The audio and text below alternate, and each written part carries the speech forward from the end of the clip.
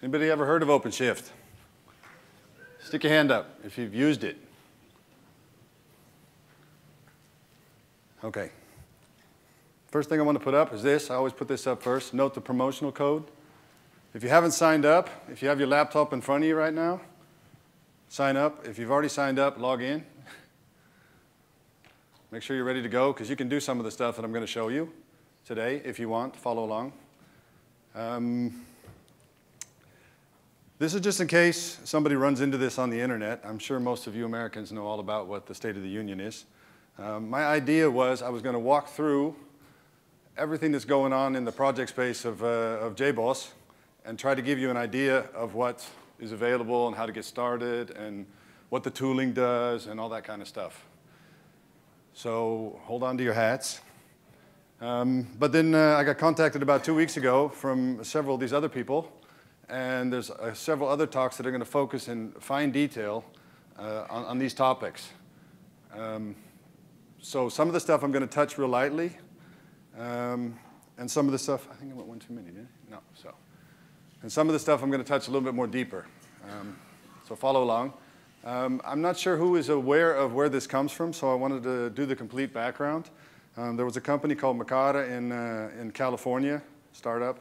Got acquired by Red Hat, if you followed this at all. This is kind of the timeline.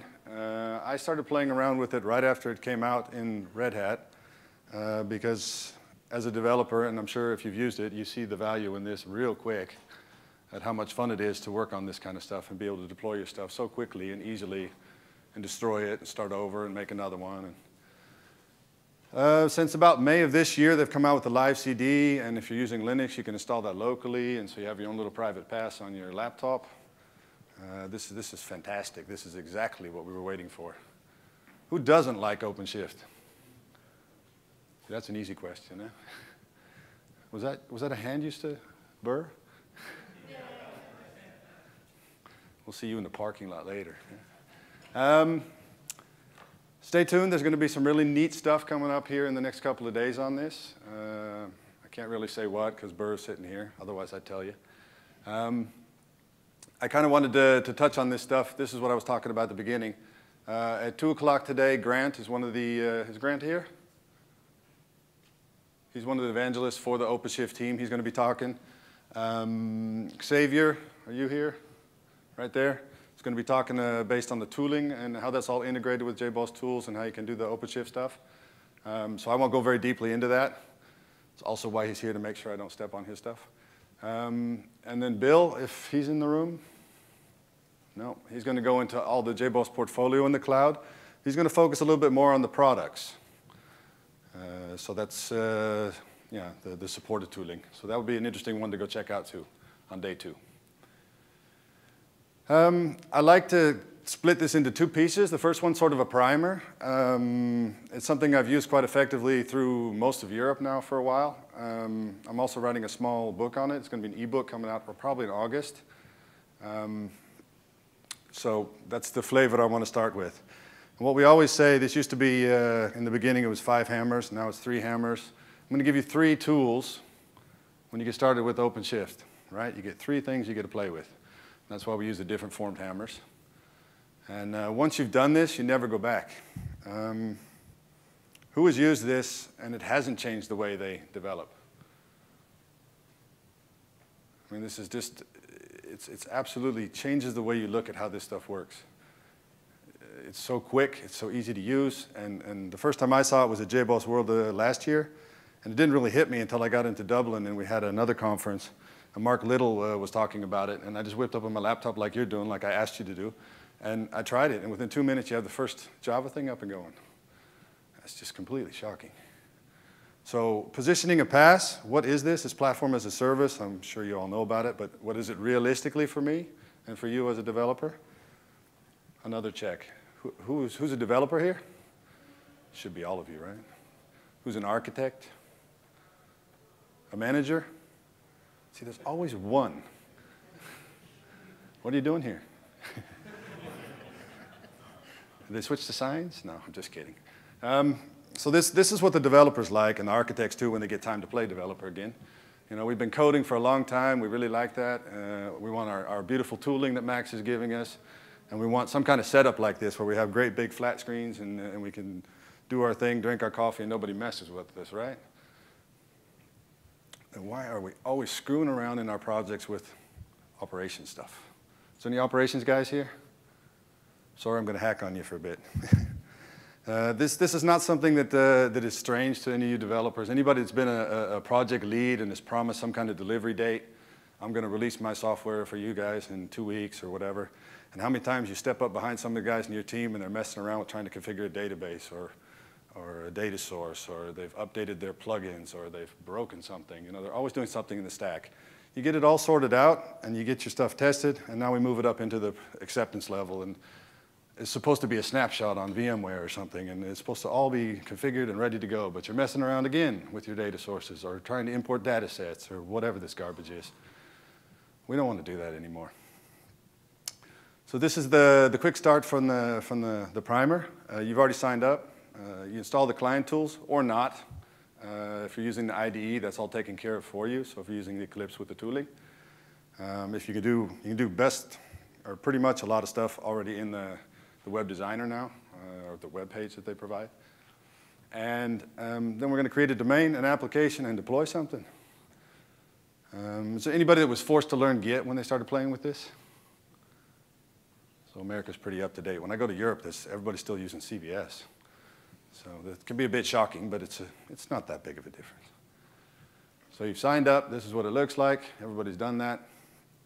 Installing the client tools, if you've walked through this stuff already, it's pretty much a Ruby gem experience or some kind of RPM package. But I understand from Burr that you're all using Windows, right? Who's all using Windows? Only 2, 3? Good. It's not my problem. No, there's blogs and stuff on how to do that too, but you can install it on that stuff. Everybody here Mac users? See, Max, you're right. They're all Mac users. Okay. This is the steps. This is a little bit of what it looks like. The next thing we're going to do is there's lots of different ways to do this. If you're using the web page, it looks like this. You can use an admin console. You can also do this straight out of the JBoss tooling, or you can do the command line. So I kind of walk through all the different ways you can do it. Anybody looked at the website lately, like within the last week or 10 days? It all changed. So these are what the screenshots look like. The reason I also put these in here is just in case you can't get online to demo any of this stuff, and you never know with the cloud, and it's based on the internet connection we have. When you get logged in, you have here at the top the applications and stuff. You can see here the list. These are some of the stuff I'm going to show you, and you can add a new one with the button at the bottom. Once you get in there, you have this top section. It's called Instant Applications. This is brand new. Well, it's about 5 days old, I think. Here you can kickstart with some stuff. So basically, it's loading up. What you were doing in the beginning was creating some kind of JBoss server or whatever. In this case, we're doing a mobile example preloaded on there for you. So it's even more easy to get going, or simpler to get going. All Java developers here? Hands up. That's your day job. What do you do at night? Ruby? Hands up, Ruby. JavaScript? Bash shell? You just do Java. You guys are hardcore. All right, good. The next step is you see a little 3-step process that it's running through, so you can configure applications. It's telling you right here to fill in the name of your application on the web page.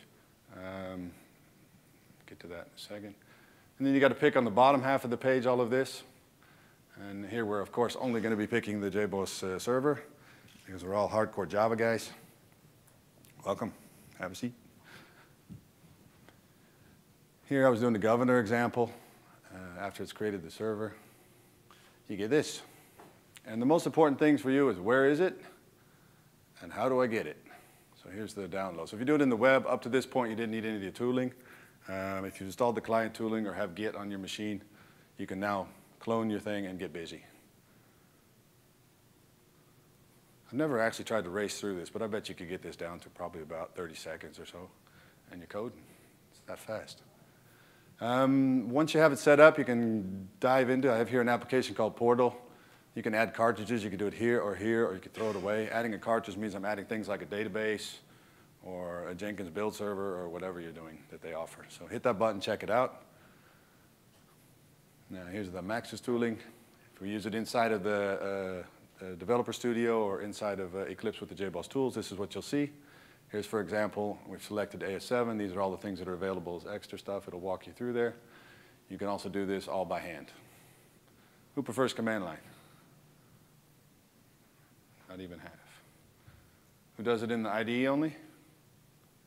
Only one? Yeah, but you develop it, so. Okay. Now, the last step is pushing your code. Once you've done whatever you've done, you push it up, and there you go. And this is just the blank page that they give you as the index HTML when you go to the link. Anything that I'm going to show you, some of it has a little bit special links, but then you get into the application. Easy, right? So who's done? Who's already done one? Well, I've been chatting. I want to come up and show it to us. Oh, didn't think so. Okay, everybody aware of the gear concept? This is also new. Used to be that you had 5 instances, basically. 5 machines was what you were talking about. Now they're talking about gears. Each individual gear is a... Get this thing off the screen. Each individual gear is calibrated at 500 megabytes of memory and 1 gigabyte of storage. Is roughly how you look at that. Your free allotment is 3 gears. If you go in and install a JBoss server, the way to look at it behind the scenes is a user on a machine that would be installed and what that user runs. Install a JBoss server, that means you have a user running that on the Linux machine, for example. If I add a Jenkins server, that's another gear. It's another user, separate application has to be run. You run a job, that's another gear. So you could burn it all up with 1 instance, basically, nowadays. As far as I know, they're pretty open. If you have something you're doing that's interesting and are willing to do something like a blog for them, will bump your gears without much problem. So just ask. They're on IRC, they're in the forums. I think they gave me like 10, so I could set up all this stuff. You need quite a few. Here's the Developer Studio. Anybody using Developer Studio? And you love it, right? No? Okay. Who's using Eclipse? Anybody using anything else? 1, 2, 3, 4, 5. Sorry? IntelliJ. Anything more exotic? VI? No? I hear Eclipse has some really good Java too now. When you start this off, there's lots of different ways to do it. The thing we're looking at here is the Developer Studio. You have the JBoss Central page now, and you can kickstart it right there. You can also go through the new application button at the front, or new project, and you can go straight into the OpenShift application. The wizard tooling in the JBoss tools, I think, looks about the same. I haven't really checked it too much. One thing I'd like to point you to also is this little software update site right here. It's a tab that gets overlooked quite a bit. Okay, are you ready? Let's start walking through some of these things. Aerogear, are you aware of this project? This is the mobile focus, the mobile project. So any kind of applications that you're setting up on your thing, that you have a web page based on HTML5, so you can make it look like one thing on your desktop, and then when whatever your browser opens, whether it's a telephone or whether it's a tablet, it can be detected and display it differently. What we have, the same template that I set up, you'll find a README when you go to GitHub and look at this here, if you want to. You'll find this is the same steps every time. So we're creating our application. You're seeing how to do this here from the command line, but you can also do it through the other interfaces. Give it a name. It's called JUDCon. Right now, if you take out your telephone, your tablet, and your laptop and go to this URL at the bottom, and then on the is the domain name, so JUDCon-on the. You'll see a demo application, and I'll show it to you later. I can't do the mobile one up here. But it's basically taking the example project that they set up in the Aerogear and making a small conference registration app. So you can play with this right now. And performance varies depending upon what funky browser you put on your telephone. So it's kind of how they deal with HTML5 being such a new protocol. So the whole idea here is you go and you create this. So you have a GitHub repository that's been created locally that's attached to your OpenShift gear, gear being the instance you're working on. And then we have to point it to the repository that I created. So that's what you're doing here. You're linking it to here. I'm pulling everything in that repository here over the top of what I have locally. And then I'm pushing it back up into the instance that I created, the gear.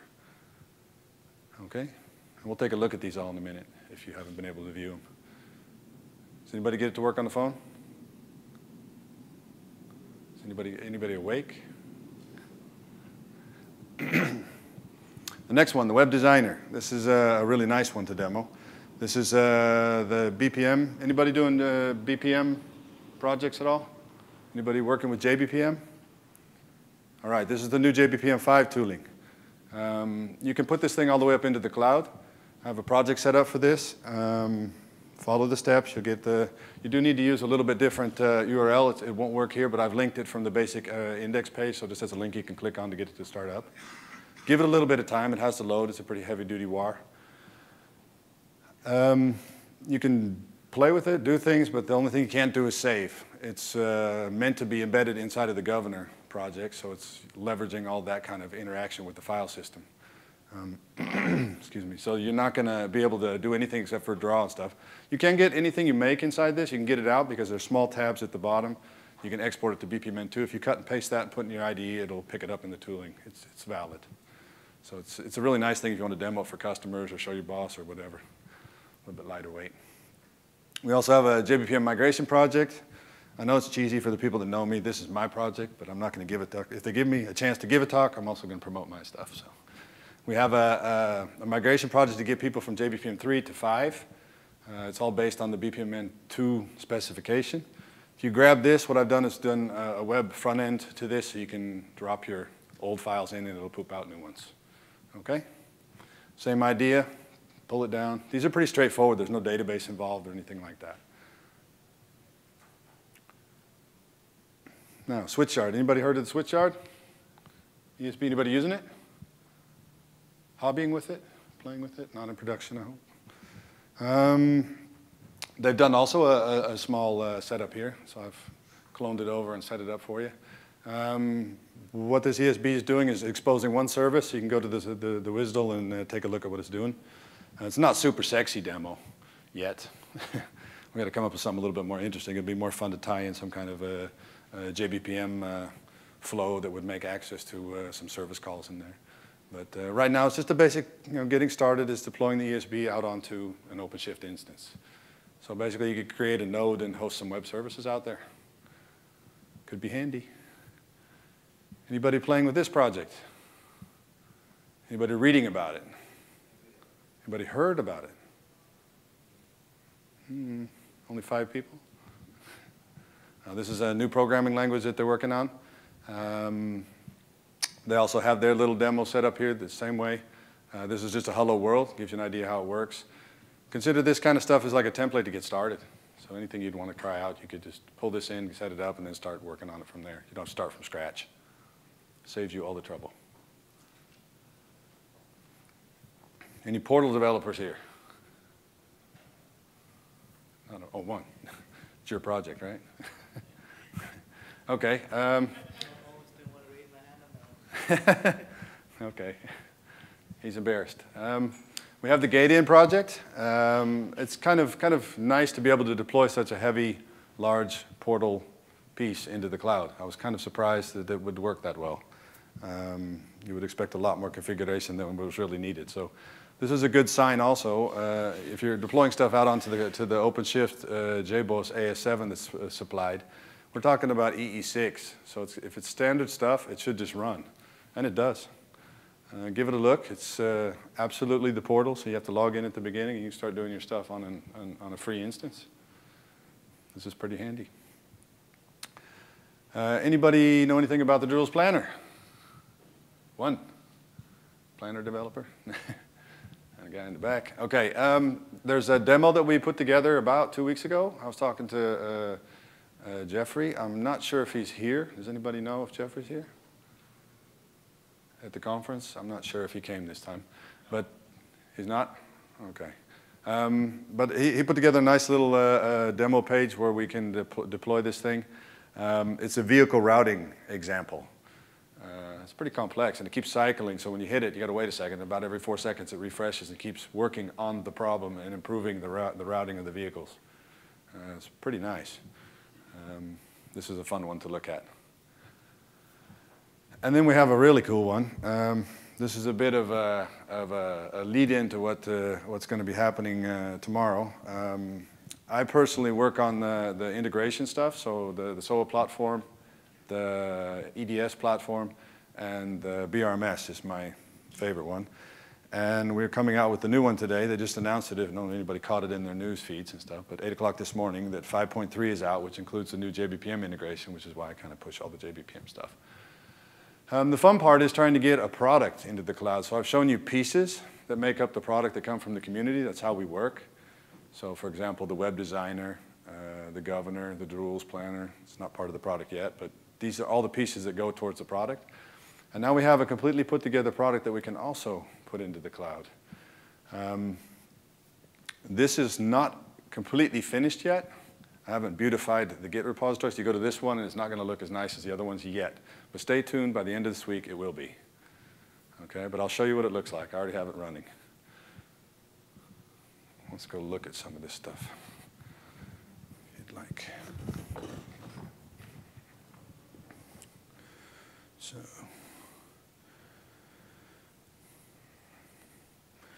So this was the registration app. Anybody that downloaded it, when you do this in your mobile browser, it's going to look a whole lot smaller, of course, but you have basically this icon in here, and the idea is that you register people. I see nobody done it yet. We're just going to refresh it and see what it does. See if anybody logged in. Nope. Oh. I lost my Wi-Fi, I guess. Come on.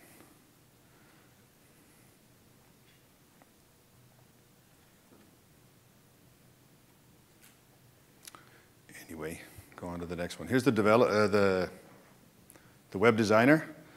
This is a completely running web designer, so I can actually go build stuff. Huh? We can do a start nodes, end nodes, start building stuff.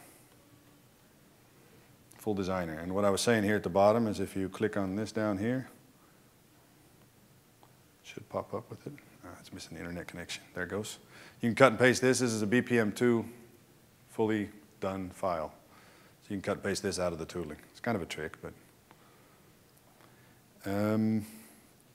this is the migration one. The whole idea here was you just submit a file and let it, I'm not going to do that right now, but you submit a file and it'll dump out the BPMN2. So you can go from 3 to 5, this project. This over here is the switchyard ESB with the exposed service. So you can see the service endpoint from the WSDL. It's a very straightforward thing, but you can set up a SOAP client and then ping this thing. And all you're going to get is a very small answer, but it gives you a demo thing to get going to deploying your services out onto the ESB in the cloud. And anybody that's interested in the new language, you can go play with the Hello World example, come up with more interesting stuff. And here's your portal, all running on the cloud. You can sign in, register, and do whatever you want with this thing, just like if you had the product or the projects installed locally.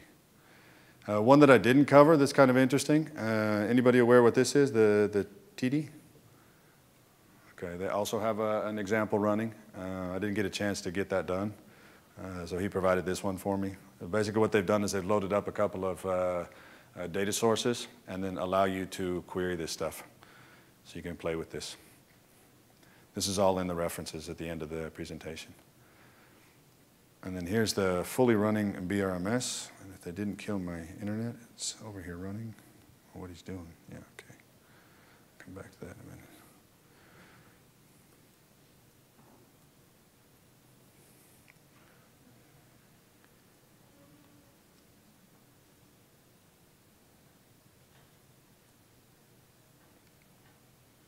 I think I might have lost the session. Yeah.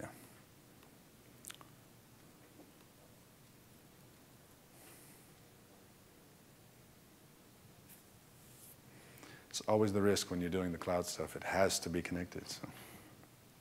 Bear with me, please. Here we go. Come on. The cloud has gone on vacation.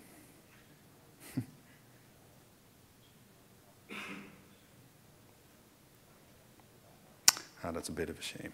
We'll come back to that one in a minute.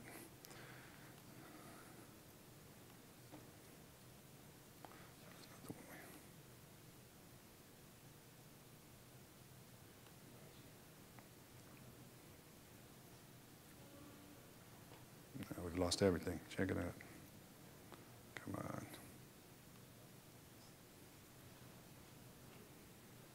Well, there goes the demo. Sorry, guys. That's why I put them up on this, so you can go jump over. I will leave them online. Maybe you can look at them where you're at now. The domain that I've used for all my demos is on the. Okay, so you can follow any of these and go to on the. See if they work for you. Are you connected? Does it work? Or are they really down? Wouldn't it be my luck that they're now pushing the new fix they're pushing out today? Could be. Okay, I always like to talk a little bit about what the future's going to bring. It's kind of hard to follow the roadmaps of them because this is one of the few projects personally that I find within JBoss that absolutely is roaring as far as their consistency of every 2 weeks a new release. They're very open about what they're doing and stuff internally. The things that their focus moving forward is pretty much moving up to JBoss world, as including more and more of the JBoss functionality, JBoss products into the stack. So you're going to see more and more of that coming. And it sounds like I'm talking far into the future, but now it's almost here. So you're going to see this quite soon. Working very hard on the pricing and the commercial setup of this, how we're going to be able to buy subscriptions or do this locally in my business and get support from Red Hat, that kind of stuff. Big focus on the mobile. I don't know if you follow anything that they're doing in the places they're talking. There's a lot of stuff we're doing with the Mongo and OpenShift, and there's a lot of stuff they're doing with the mobile integration into the NoSQL stuff. You see a whole lot of these kind of examples. The open sourcing has pretty much happened. If you go to the GitHub/OpenShift, you'll find a whole lot of projects, but there's 5 that are specially marked that are the parts of the project that you can actually download and build it locally yourself if you'd like. And moving forward, that's the idea. Is there any questions that you'd like to know about the future at all? Great. So what do you think of the hammers? Liking your hammers? That's the idea here. And I put some links on the back here. Gives you an idea where you can find a bunch of the stuff and some of the blogs and things that are going on. You will see the Express disappearing. That's the unification down to just calling it OpenShift. So the Express has disappeared. There's no questions? Be sure to catch those sessions that we listed. You can go back and get to them. That are coming up later today. So you can basically follow a complete education track. And they'll dive much deeper into that stuff during the tooling and the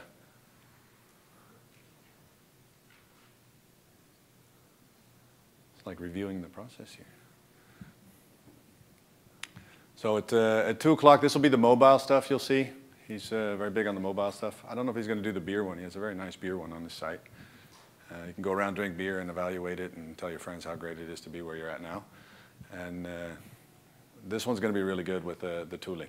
So I would suggest that, and this one for more products on the thing. Thank you.